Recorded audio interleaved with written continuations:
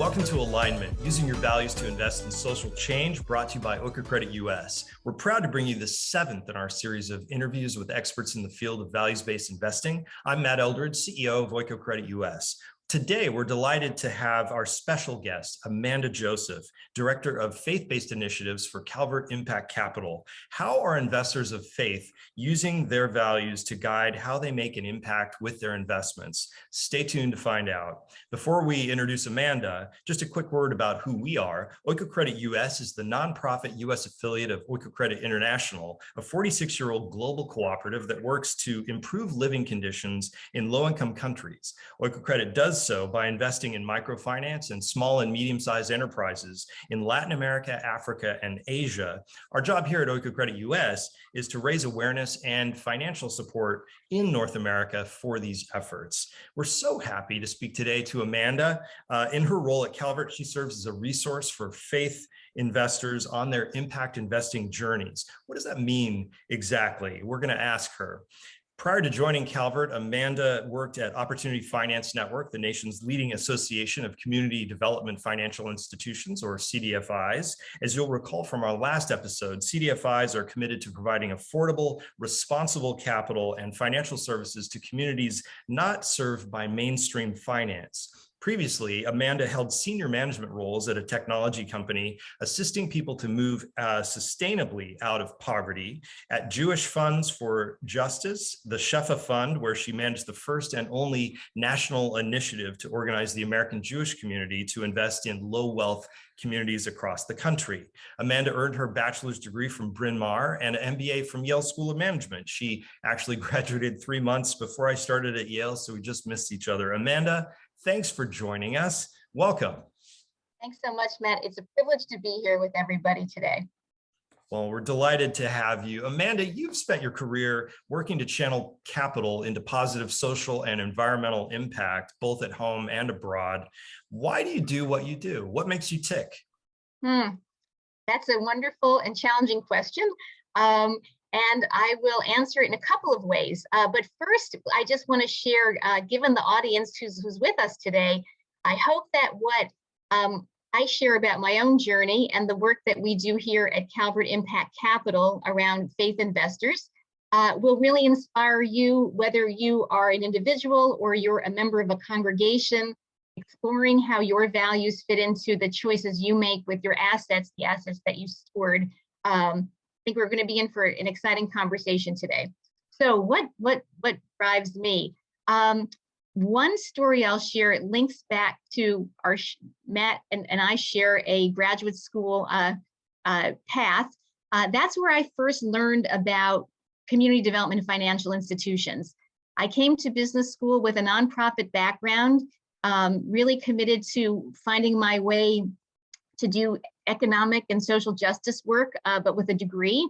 And it was at Yale that I first learned about these community-based and controlled financial institutions, loan funds and credit unions, grassroots community-based financial organizations that were having a very important impact in underserved communities around the globe, including in the US. So that was a real eye-opener for me.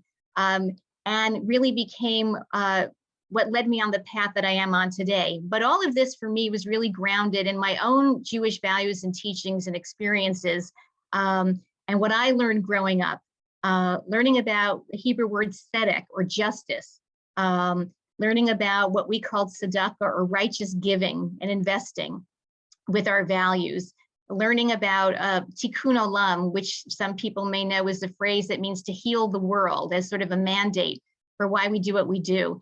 And I know across faith communities, we share similar values around that, but those were really important to me.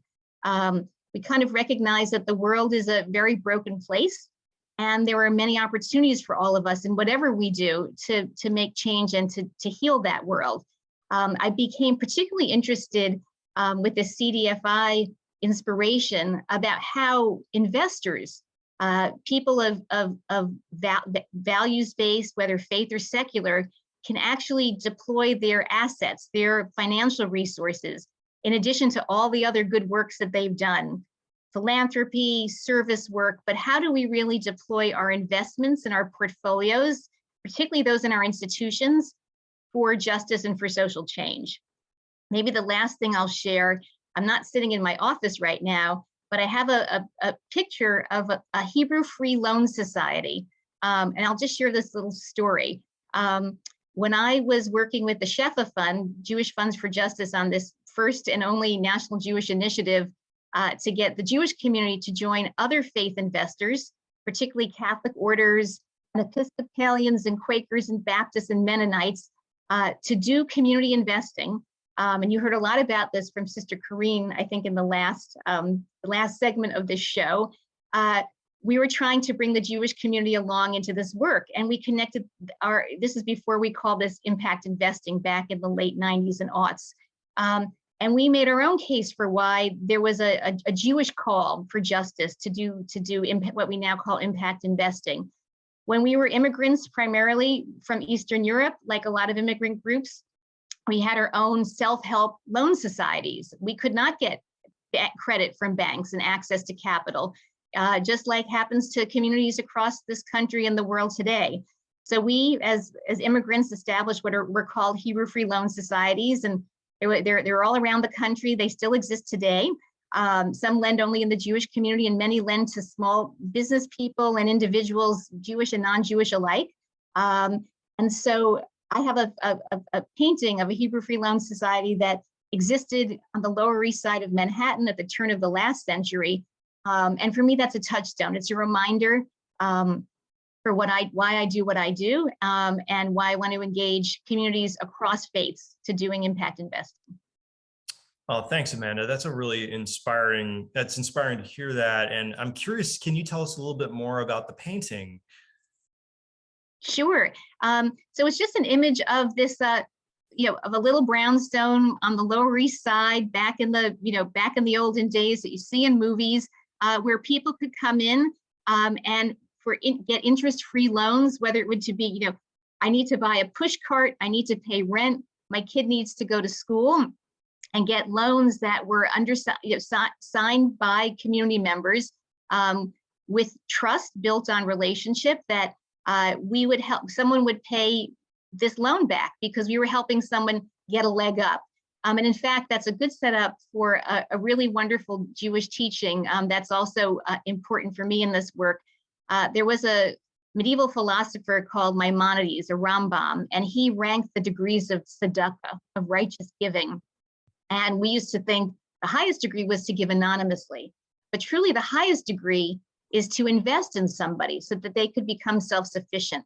And that's a piece of what drove the work that I did when we did this with the Shefa Fund, still drives this work today. And I'd like to just share a quote, a Jewish teaching that speaks to this, that I think will resonate with folks on the line here.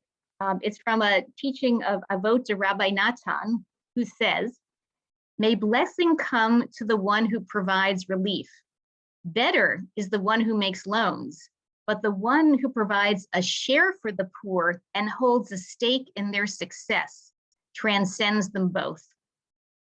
And I think this speaks to the partnership that we're talking about here when we, about impact investing. It's those with resources and the ability to make a loan to really invest and take a stake in the well-being of somebody else. Could be someone you don't know, could be a community across the globe, could be community a few miles from where you live. But I think that partnership element and that deep relational piece is something that across faiths we can all relate to. Oh, that's great, Amanda. Thanks for sharing that. And that is indeed a very moving quote. You started at Calvert last spring as head of faith-based initiatives, right as the pandemic was taking off. And among other things, you'd worked previously, as you mentioned, at the Jewish Fund for Justice. So you've had insight into faith-based investing over time. I'm curious, what makes faith-driven investors different from other impact investors in your experience? Great question, Matt. We like to say impact investing is faith in action, because this is a really powerful motivator where across all faiths, there are many more things that we share and drivers that we can all relate to that really makes impact investing kind of a universally accessible activity, whether it be justice or care for creation or loving thy neighbor. The list goes on, but these are places that, wherever we stand religiously, wherever we stand politically, we can find a role as investors in impact investing. I think in a lot of ways, faith investors are naturally impact investors, faith institutions, right? We have ancient teachings and practices and profits and sources that really point to what impact investing is all about. Again, helping others, helping people, helping planet, caring for creation, which makes this in some ways a very simple prospect to undertake. Of course, the execution is sometimes where the challenges are, but I think we have to just keep coming back to the why we do that.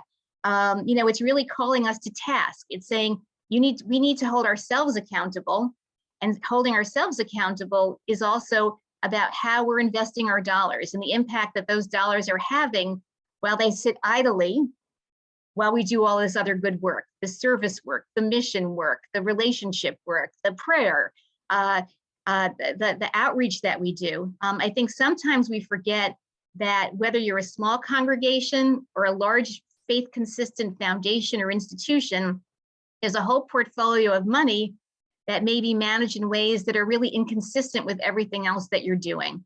And I think once people start to have this conversation and make that connection, we're in a really powerful place and a transformative place, given the amount of capital that faith institutions hold globally. I also just want to point out, as you learned with Sister Corrine Florick, faith investors have been pioneers in this, what we now call impact investing space. Used to be called socially responsible investing or community investing. Not only the pioneers, but the risk takers. And often these were Catholic orders, women religious, who were the very first ones who made a case, we need to be investing our money with our values. So I think there's an opportunity for those of us who see our roles as risk takers. But the other piece of this is that while we have these leaders to point to, faith institutions are really not doing impact investing at all at the level that we should be. So it's also a huge opportunity right now to step into this and follow in the footsteps of so many other faith leaders who have done this work. And what I love about it is that when you really engage in this, you can shout this from the pulpit, you can move your dollars, you can move your congregants, you can vote your proxies, depending on how deep you want to get into being an activist around this, but really activating your money in ways that are consistent with your faith is a very powerful prospect. And frankly, given what we're dealing with in the world right now, an urgent call for faith institutions to step up. Amanda, at Oikocredit US, we like to think of our movement as an inclusive big tent one. The vast majority of our supporters identify as Christian, but also include at least one mosque, one synagogue, and a number of folks who do not identify with a religious family or faith. What they all share in common is a desire to improve living standards in low-income countries through investment. And like Calvert Impact Capital, well, I suppose I should say, likewise, it seems to me that Calvert is also a big tent approach. As you mentioned a moment ago, what would you say is the common thread that connects all your investors, whether or not they identify with a religious faith? That's so true. I think this is really about a tent. I think the commitment and the motivation to make the world a better place and to figure out how we use our assets, our investments to do that is the prime motivator. And for some of us, grounding it in whether a secular tradition, a particular faith tradition helps move us along, and helps guide us in making these choices. But I think that's what it is. This is, without argument, where we all should be investing. And for those of us who come from faith traditions, we could spend hours and weeks studying text and examples in our own practices that really support this big tent way of investing. So I find that really exciting. And I think a lot of the issues, as you shared, are issues that we all care about. How do we respond to climate change, environmental sustainability, providing affordable housing for those who need it, loans for small businesses and for new renewable energy, racial equity, huge issue, of course, that many of us have known about for years, but particularly now. What are those opportunities and how is that linked to some of our beliefs, again, whether secular or faith? And today with the UN Sustainable Development Goals, I think a lot of investors, are faith and otherwise, are using that as gauges to see how are we contributing to solutions to these global crises, and that's another sort of universal appeal. Just what I will point out for those people who want to know a little bit more, Calvert Impact Capital produces a fantastic impact report every year. We just released our impact report for 2021.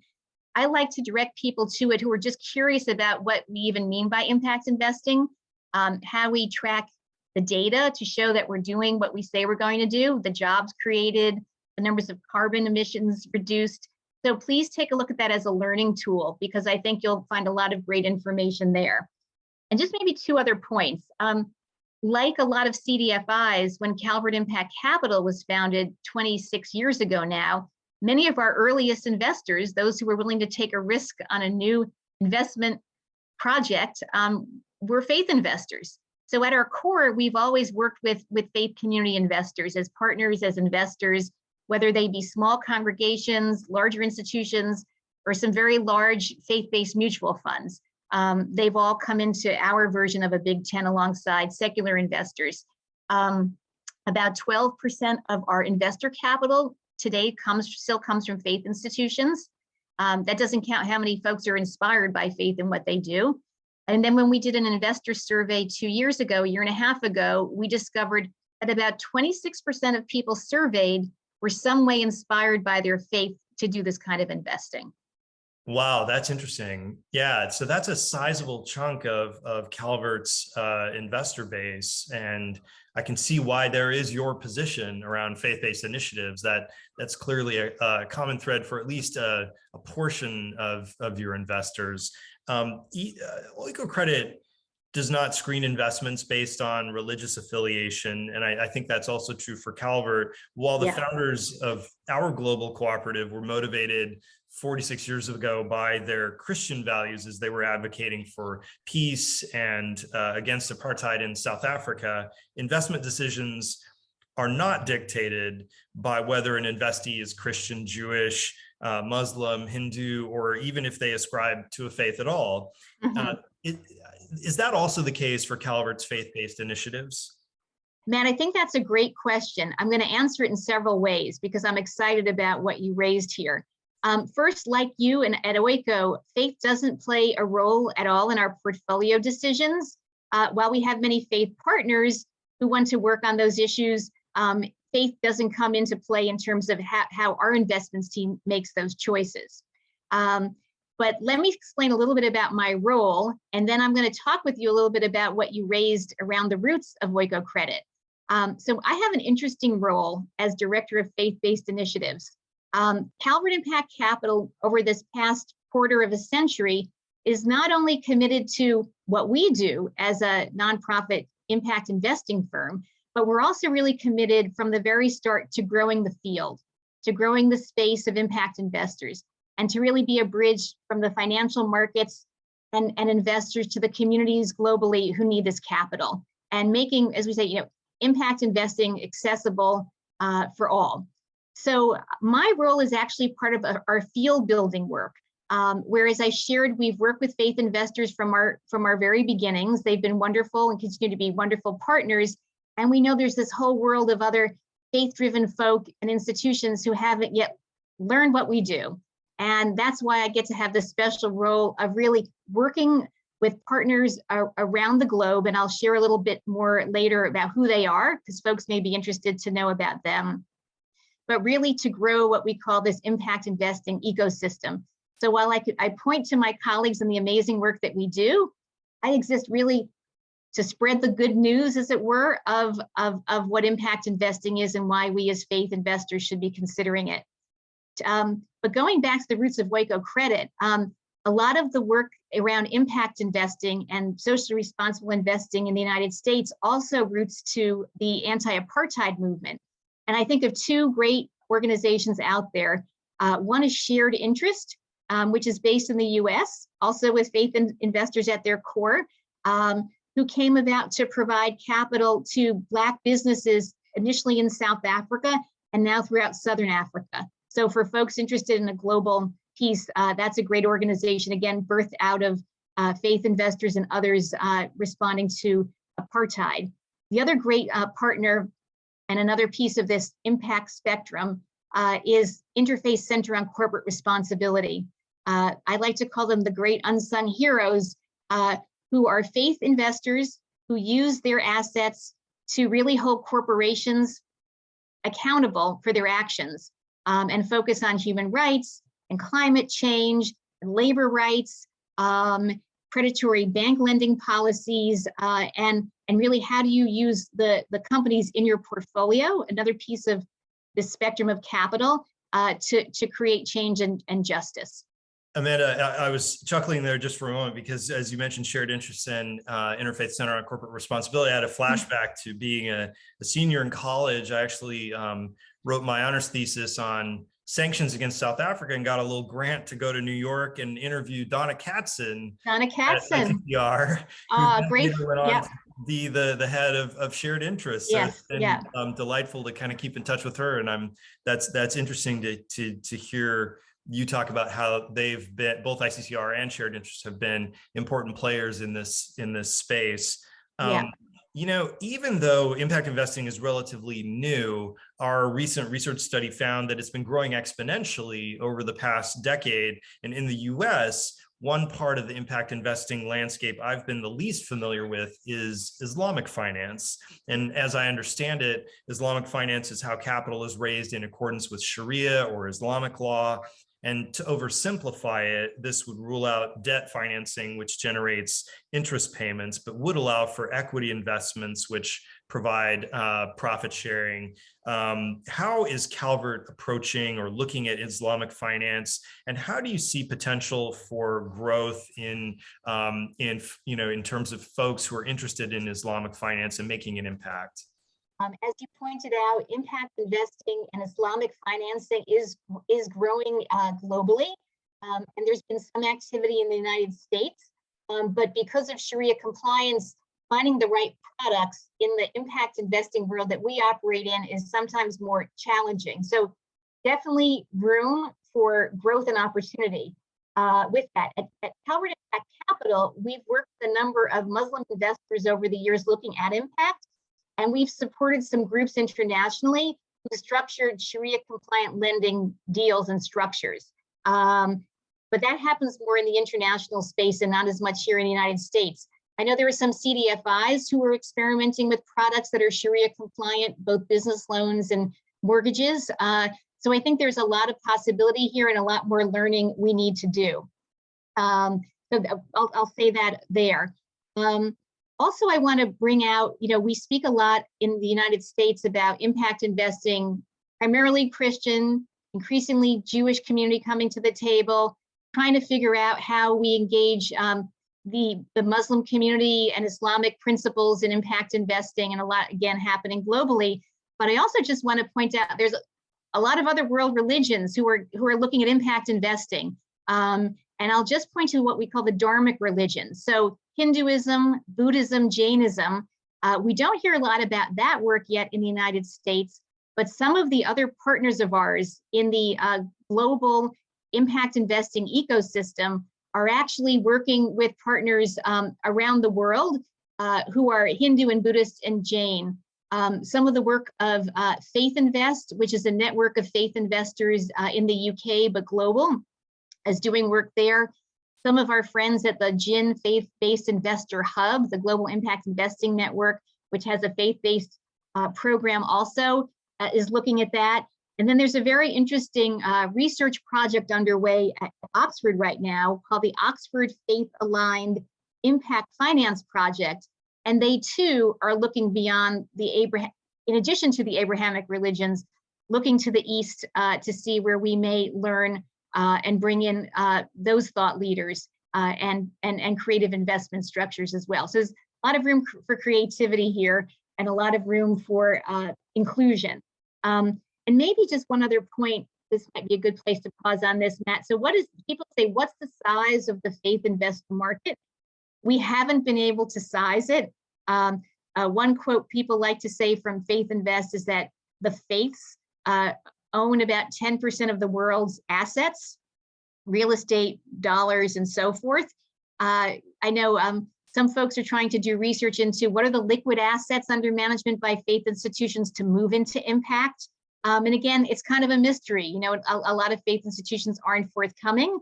But I think what we need to keep in mind is that I think right now, globally, $35 trillion is invested in sustainable investing. It's growing. I think that we expect that to go up to 50 trillion by 2025. That's in about 3 years.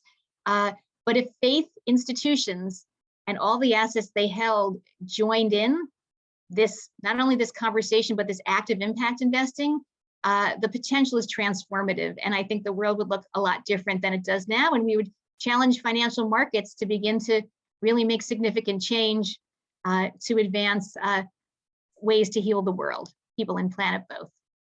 That's very helpful. Thanks, Amanda, for giving us that context. In the US, many faith communities are starting to feel, well, not just starting, but are feeling pressure as older members pass away and some younger people identify less with their faith heritage. And at the same time, millennials are increasingly motivated by philanthropy and ethical investing. How do you see religious organizations trying to address this demographic shift? And is there a role for values-based investing to connect young people of faith with making a difference in the world? I would say a resounding yes. Resounding yes. I think this is an enormous opportunity. If you're a faith institution wondering where your younger members are, finding ways to engage with them and develop programs and opportunities that resonate with a new generation. Impact investing is a piece of it.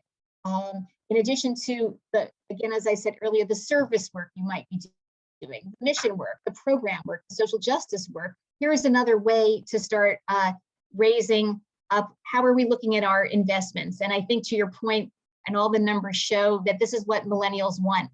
And millennials will be the new leaders of our congregations and of our religious organizations. They'll be the lay leadership. They'll be the volunteers. They'll be on the finance committees. You know, sometimes we say, you know, as generations shift and there's resistance in some institutions, as some of those folks retire out, a younger generation will begin to look at investment decisions very differently. So again, I think across denominations, this is a huge opportunity. And also, it's again another way to bring in younger people when they see that what we're preaching from the pulpit, what we're reading in our texts, is actually being put into play in our real lives, and we're really using these values to address what's before us. And for younger generations, what's before us is pretty daunting. And through this kind of investing and everything that goes with it, I think there's a lot of hope and opportunity. And I'll just share just two concepts people may be familiar with. The Native American teachings that we've heard about, include 7 generations. That decisions we make today, we need to be thinking out through 7 generations ahead. What will the choices we make with our money, with our investing, with our practices, what we choose to ignore or what we choose to address, how will that impact 7 generations from now? And in Judaism, there's a phrase, lador vador, from generation to generation. So I think it's that consciousness that we really are engaging, not just for this moment, but for our children's children's children's children. Thanks, Amanda. Just a quick comment for those of you who may not know, but Calvert Impact Capital and Oikocredit have had a long and fruitful relationship. Starting in 1999, Calvert made its first loan to Oikocredit International of about $500,000, actually more than $500,000. And until the most recent loan was repaid in 2020, Calvert was an important source of US dollars for the cooperative because most of Oikocredit's capital is raised in Europe, whereas many of its investments are made in Latin America and Africa in US dollars. Calvert also supported our predecessor organization, Oikocredit USA, develop a community impact note, and has been an invaluable source of support for Oikocredit US. So thanks, Amanda, to you and Calvert for having been such a great partner and continuing to be a great partner going forward. Amanda, last question. What are you most excited about in faith-based initiatives for Calvert in the year ahead? If anyone on the call is interested in learning more, on our website, we actually have the Oikocredit success story published, so feel free to take a look at that. You can see this wonderful journey that our institutions have been on together, which also includes having me as a guest today. So what am I excited about the work going forward? I think this is a moment to think and dream big. There's so much potential for faith institutions, for faith-inspired institutions, to do this investing work, this impact investing work. I believe it can be truly transformational. The work that we've done over the past year includes creating a series of really what we hope are very helpful resources for faith investors and their financial professionals, wherever you may be on this journey. So visit our website. It's www.calvertimpactcapital.org/faith. You'll see several guides that we've created. You'll also see some profiles of peer faith investors who've gone on this path and are still doing it. And you'll learn about the kinds of investments that they've made, the challenges they faced, and some new frontiers they're all looking at. And we do that to inspire you to take action as well.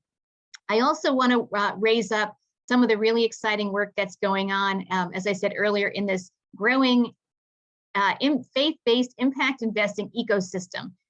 There are a number of organizations out there who are trying to raise awareness just like we are and raise opportunities for faith investors. Some are secular or cross-faith, interfaith, and some are in particular faith communities. So I'll just name a few. As I mentioned, the GIN, the Global Impact Investing Network, has a faith-based investor hub.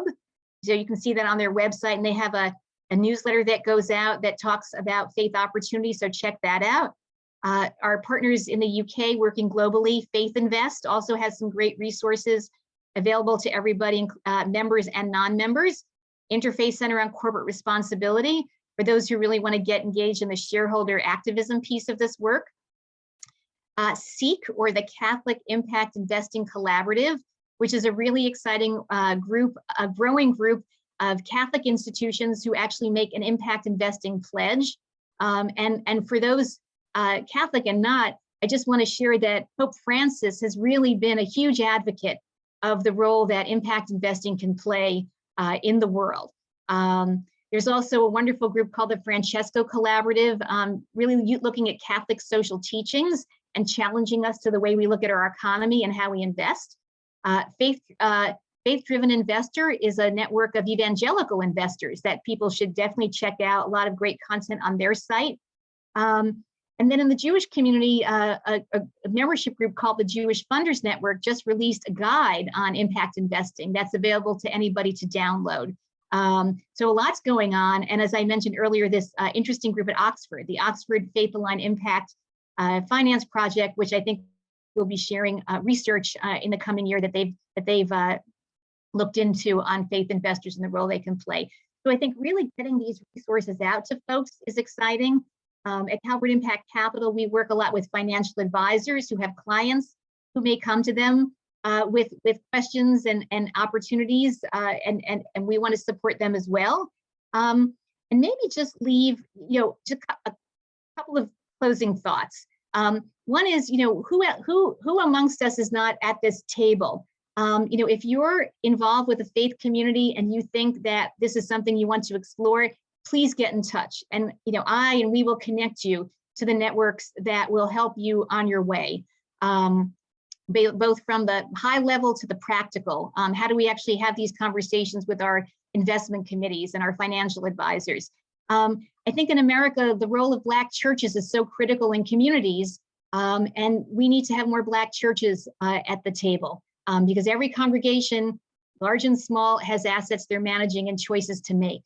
And if you are one of those congregations of any faith, next steps, start small.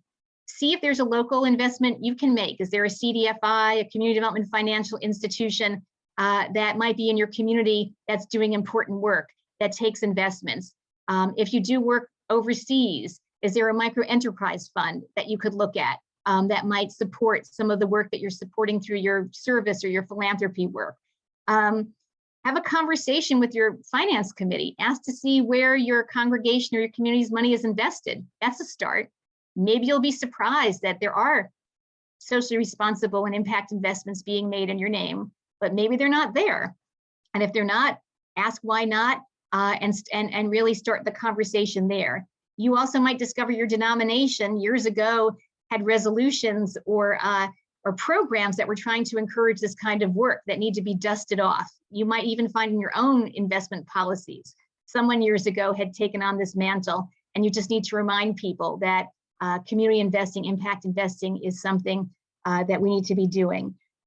Just make a commitment, set aside a certain dollar amount to experiment with or a small percentage and just get started. Be bold, as one of the sisters we spoke to said this year, as you think about this. I want to end with a quote, if I could, Matt, and then thank everybody. We had the privilege of speaking with American Baptist Home Mission Societies earlier this year, and they also do impact investing with part of their portfolio. And Michelle Birdsall, who leads some of that work, said this: how do faith investors understand money as a resource and tool to bring about a more just society, rather than use it to create and participate in unjust systems? So I think that's a call. We have to hold ourselves accountable. And I think if we can imagine a world where we can work together within our own communities and across faiths to really facilitate the movement of capital in partnership to communities in partnership, the world will be a much better place. And from generations onward, we'll leave a legacy that people and our children's children can be proud of. Thanks, Amanda. That's a great reminder that no matter where our investments are placed, they are having an impact one way or the other, whether that's positive or negative. Yes. And there's great opportunity for congregations or people of faith and really everyone to align their investments with their values. And thanks also just for kind of helping outline the landscape of who some of those key resources are in this space and offering to be a resource yourself. We've certainly found working with you and your team to be super helpful. So thank you. That's all the time we have for today. Thanks very much to everyone for tuning in and to those of you who sent in questions. And thank you, Amanda, for joining us in this series of interviews we're calling Alignment, Using Your Values to Invest in Social Change.